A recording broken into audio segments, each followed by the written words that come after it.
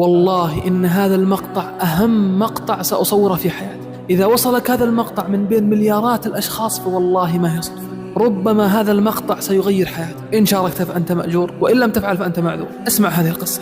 رجل يعود بعد صلاة العشاء إلى البيت، فيدخل على أهله فلا يسمع أصوات في البيت، فأول سؤال سأله قال: هل صلى الأولاد؟ فأجابت الأم بوجه حزين ومنكسر قالت: لا، لقد كانوا جوعا فما زلت أشاغلهم حتى ناموا، إن أيقظتهم فكيف سنطعمهم؟ فقال الرجل بصوت ملؤه الحزم واليقين بالله جل وعلا: أيقظيهم فليصلوا، أنا الله أمرني بصلاتهم، وأما رزقهم فالله هو الذي يتكفل به. ألم تسمعي إلى قول الله تعالى: وأمر أهلك بالصلاة واصطبر عليها لا نسألك رزقا نحن نرزقك؟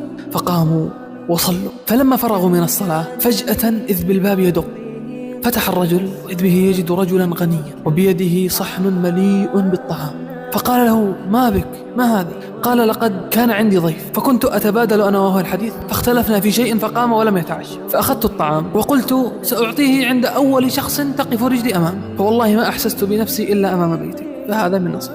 لا إله إلا الله.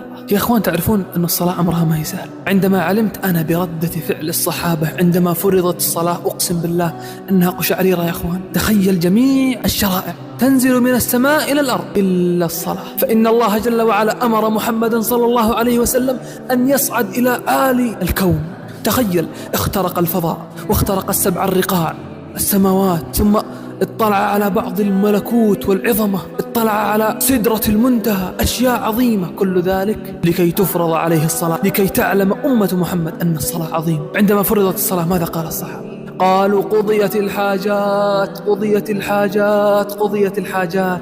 تخيل ملك العزة والجبروت يدعوك إلى بيته 5 مرات، يدعوك لكي تتصل به ولكي تناجيه وتحدثه جل وعلا، فرض لك مواعيد، والله إنه سيعطيك كل ما طلبته. الحين لحظة، إذا عرفنا عظمة الصلاة خليني أسألك سؤال: كم أركان الإسلام؟ 5 صح؟ تعالوا بنا مجموعة أسئلة أبغاك أن تجاوب. إذا ولدت أنت مسلم هل تنطق الشهادتين؟ لا، الركن الأول سقط. إذا كنت فقير هل تجب عليك الزكاة؟ لا تجب، الركن الثاني سقط. وبما أنك فقير فلا تستطيع أن تحج، الركن الثالث سقط. وإذا كنت عندك مرض مزمن ما تستطيع تصوم، الصيام سقط، الركن الرابع. إيش بقي؟